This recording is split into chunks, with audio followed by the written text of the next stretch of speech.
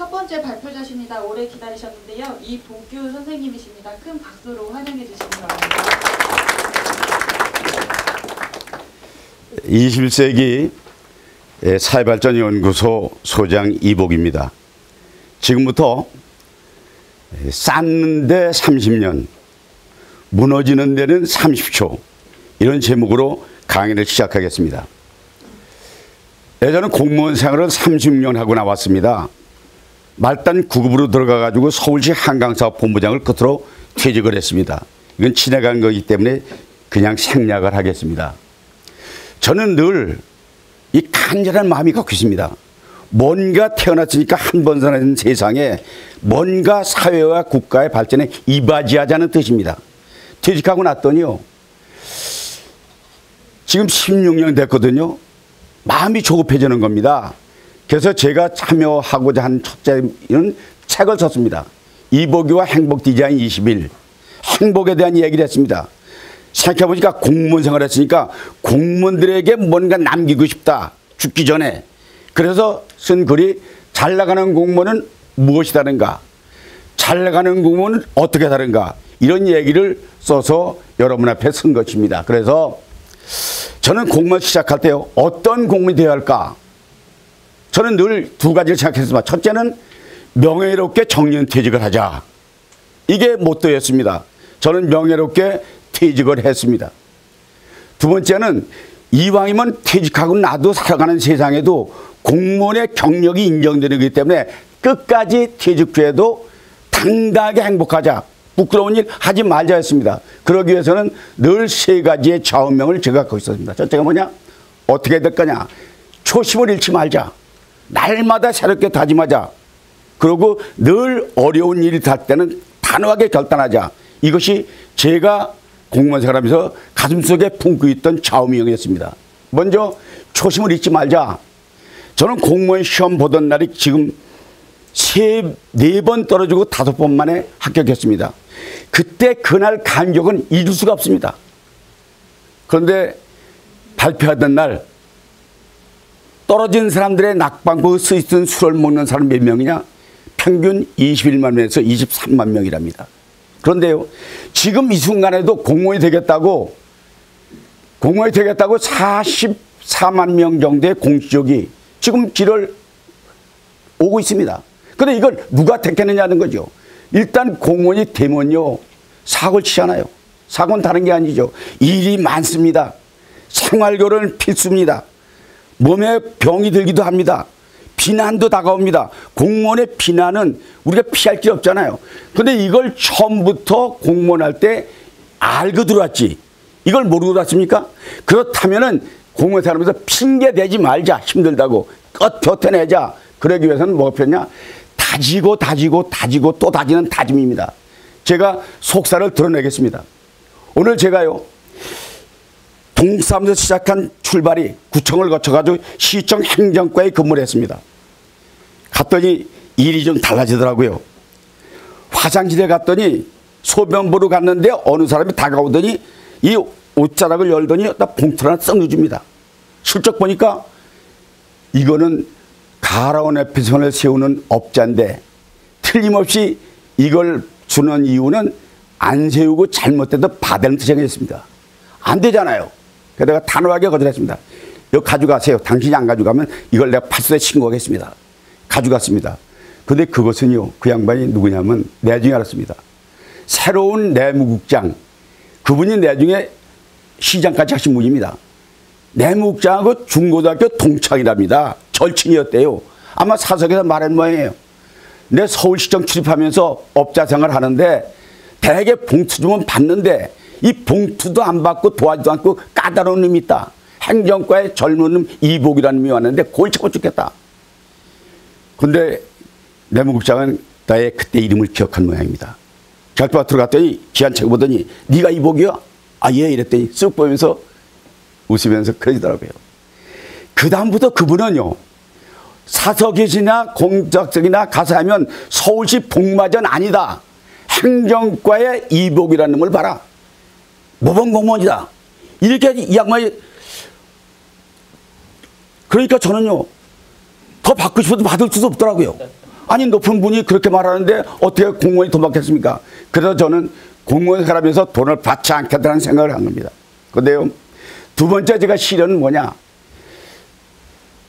수사를 거쳐서 사무관 거쳐서 서기관이 됐습니다.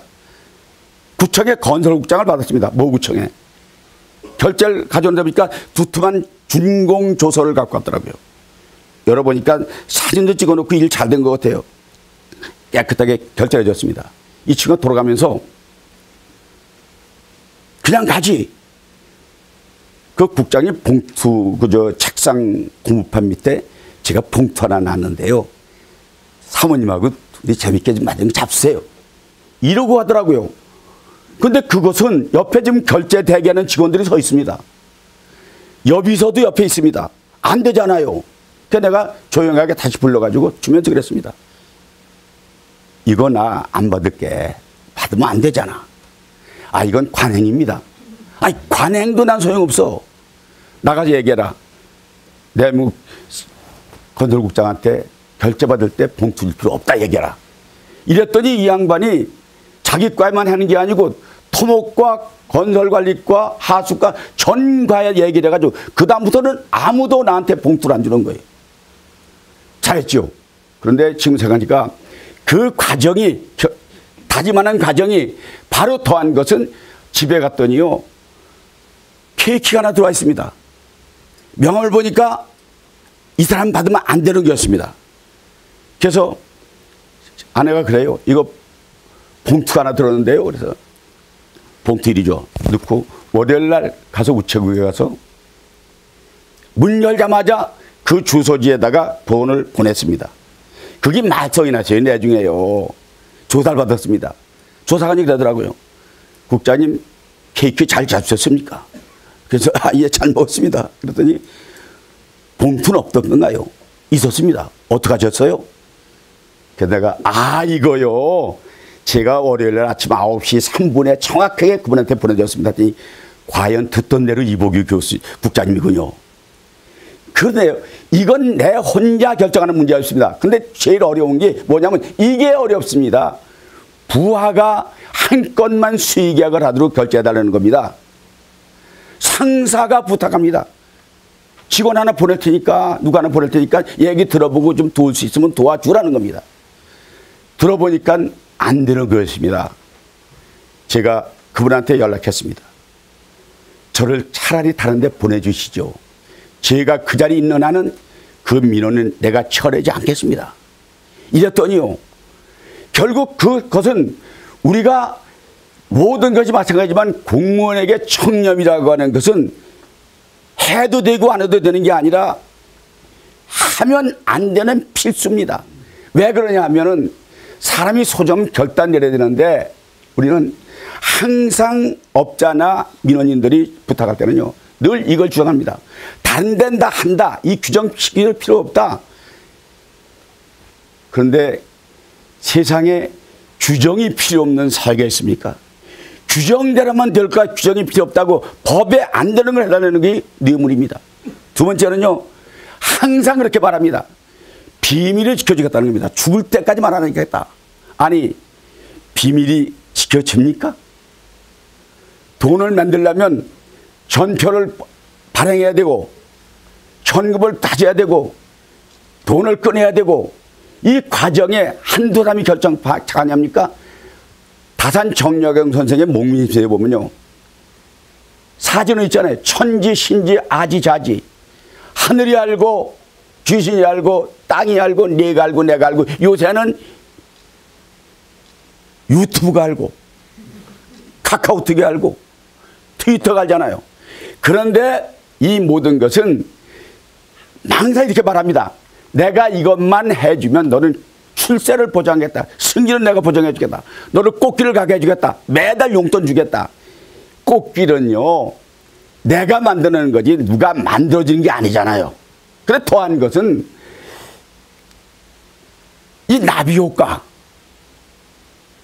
도미노 이론, 나비의 날개짓이 폭풍을 몰아치듯이 도미노의 한 날거리에 건드린 도미노가 전체 도미노를 넘어뜨리듯이 한 사람의 일입니다. 그 사람의 본인의 범죄입니다. 그런데 그 범죄는 조직에서는 개의 문제가 되고 과의 문제가 되고 국의 문제가 되고 기관의 문제가 되고 전 공무원 사회의 문제가 되고 국가의 문제가 되는 것이 바로 도미로 이루어집니다. 더한 것은 여러분 왜 들통이 나느냐 이게 왜 들통이 나느냐 꼼짝마 왜 나느냐면요 이게 부패 방지원 CCTV 모니터링이 있어가지고요 과거 속에서 찾아내는 겁니다. 팩트로 다 주장합니다. 청문회 때 가끔 보잖아요. 어느 분이 깨끗하다고 주장을 합니다. 근데 과거에 어느 협회에서 해외여행 갈 때 용돈 준 것이 관행으로 줬다는데 그게 드러나니까 그분은 결국 그 자리에 못 가더라고요. 어느 공무원이요. 경리사원이 나갔는데 다시 들어오겠다니까 들어오지 못하겠습니다. 그랬더니 그 경리직은 자기 할 때에 비리 저지르던 것 갖다 전번의 기관에 제출해가지고 공무원들이 줄줄이 문제가 되는 사건은 많이 보잖아요. 두 번째는요. IT가 발달돼가지고 빅데이터 해가지고 지워지진 않습니다. 요새 시나리오가 발굴해가지고요. 17개 시도 226개 시군구에 지금 부정을 적발한 CCTV 운영되고 있지 않습니까? 그런데 지금 행실이 마지막 날 어느 날 지금까지 아무 탈 없습니다. 나는 지금 깨끗합니다. 그런데 어느 한순간에 과거에 하나의 팩트가 드러나면 제목체로 30년 쌓은 탑이 30초의 판단 잘못으로 해서 무너지는 것을 우리는 많이 봐왔습니다. 저는 오늘 아버지 얘기를 조금 하겠습니다. 이게 저희 아버지입니다. 이장을 시골에서 28년 하셨습니다. 전혀 놀라지 않는 거 보니까 면장 따님이신가요? 대단한 직책이잖아요. 이장을 그만두는 날 다음 이장이 비석을 세워서 갔다고 합의를 했습니다. 우리 아버지한테 얘기했습니다. 그랬더니 아버지가 이렇게 말합니다. 살아있는 사람에게 성물의 이름 써는 게 뭐 중요하냐. 죽거든 해달라. 그래서 마을에서 죽은 다음에 하기로 결정을 했습니다. 그런데 그 이장이 먼저 죽어버렸습니다. 그래서 아버지 비석은 세우지 못했습니다. 그런데 아버지가요. 제가 4년 동안 아버지의 마지막 순간에 기적을 아내와 같이 빼주면서 모셨습니다. 돌아가셨습니다. 내가 셋째 아들이거든요. 그런데 어느 날 보니까요. 장례를 치고 났습니다. 책상삽을 뒤졌습니다. 무언가 아버지는 돌아가실 때 나한테 뭘 줄 거라는 느낌 있잖아요. 기대치. 통장에 나와서 빙고 잔고가 제로입니다. 회갑 때 준 닷돈짜리 금반지가 사라졌습니다. 아내한테 물었습니다. 아버지 금반지 어디 갔냐 했더니 아내가 그래요. 누가 가져가는지 심증은 가는데 물증이 없잖아요. 근데요. 제가 아버지 영정사진에 한마디 했습니다. 아버지 인간적으로 너무한 거 아니야? 아버지 중학교도 안 보냈잖아. 큰아버지가 돈 줬잖아. 아버지 고등학교 안 보냈잖아. 내가 이 청주 나와가지고 공고 야간부 정의과 신부단을 다니까 아버지 알잖아. 내가 대학을 안 보냈잖아. 내가 동사무소 숙지에 자취하면서 야간대학 다니까 아버지 알잖아. 장가 갈 때 아버지 전셋값 한 푼 줘봤어? 전셋값 좀 도와달라 했더니 아버지가 난 돈 없다. 아내에게 혼수해 올 걸 갖다가 가져오라 그래서 제가 전셋값을 치르고 결혼을 시작했습니다. 근데 아버지 진짜 미안해요. 내가 아버지 이렇게 비라는 게 아니에요. 아버지한테 못 받는 건 딱 하나입니다. 돈입니다. 나머지 못 다 우리 아버지입니다. 이 목소리가요. 우리 아버지 목소리랑 같습니다. 목소리 때문에 군대에서 제가 대북방송 아나운서 연유로 피업됐습니다. 지금은 그거 안 한다 그러잖아요. 그 바람에 제가 아나운서 하면서 공무원 시험 준비를 해가지고 밤낮 없이 공부해서 4번 떨어지고 5번에 공무원이 된 것이 누구 덕입니까? 우리 아버지 덕 아니겠습니까? 근데 아버지가요. 선비잖아요. 늘 아버지는 이런 말씀을 하십니다. 명심보관 정기편에 있는 성유신문이라는 글에서 인용해서 하는 건 맞습니다. 걱정이 생기는 건 욕심 때문이다. 화가 일어나는 건 탐욕 때문인 것이다. 근데 더한 것은 그분이요. 근검절약하지 않으면 집안이 망하고 청렴하지 않은 공직자는 벼슬을 잃게 된다. 이게 아버지의 가르침입니다. 우리 육형제 중에 삼형제가 공직에 섰습니다. 우리 삼형제 다 깨끗하게 공직을 나올 수 있던 것은 바로 아버님의 가르침이었다는 걸 제가 이번에 고백하겠습니다. 제가 두 번째는요, 도둑님이 물건을 치고 도망갑니다. 경찰관이 호락이고 따라가죠. 도둑 잡아라! 도둑 잡아라! 도둑님이 사라졌습니다. 어디로 갔을까요? 경찰관은 금방 합니다. 어디로 가는지. 도둑님은 반드시 도망갈 때 왼쪽으로 갑니다. 왜냐? 지가 바른 길 다니면 도둑질하겠습니까? 이건 농담입니다. 그런데 여러분, 이 오른 길 두고 왼쪽 길이 무슨 길일까요? 부정부패입니다. 뭘까요? 부정한 돈입니다. 뭘까요? 무책임입니다. 뭘까요? 비위입니다. 이 길 두고 이쪽으로 가면 뻔하잖아요. 낭떠러지 길이 없습니다.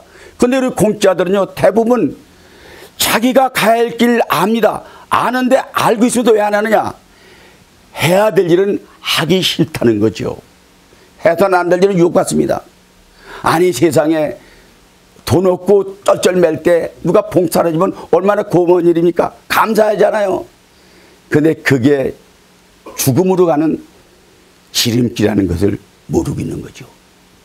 이제요, 김영란법이 생겨가지고요, 이제 모든 것이 팩트로 나타나기 때문에 숨길 곳이 없습니다. 숨길 데도 없습니다. 근데 저는요, 오늘 여러분에게 말씀드릴 수 있습니다. 제가 한강사업본부장을 했습니다. 근데 한강은 항상 여름철 되면 본부장은 집에 못 갑니다. 홍수가 지면 대비를 해야 되니까요. 홍수 때 나가보면요, 흙탕물이 온 강을 쓸고 지나갑니다. 아, 큰일 났구나. 그런데 아니에요. 어느 날 가보면 흙탕물은 다시 맑은 물이 되어 있습니다. 어찌 누가 만들었을까요? 강원도 산골짜기에서 나오는 맑은 물 한 줄기는 급기야는 전 한강을 맑은 물로 바뀌는 기적을 창조하는 것입니다. 저는요, 나의 이 작은 외침이 퇴직한 나이든 이 사람의 외침은 비록 미미할 수 있습니다. 그러나 이 외침을 듣고 한 사람 들에 번져나가면 좋은 의미의 나비 효과는 전 국토를 깨끗하게, 전 공무원사를 맑게 나가서는 한국 사회가 청렴이 세계 50국 가운데 가장 나쁜 게 아니라 가장 위대한 나라로 갈 수 있는 것도 저의 이 작은 외침 하나에서 출발할 수 있다고 저는 자신 있게 말할 수 있습니다.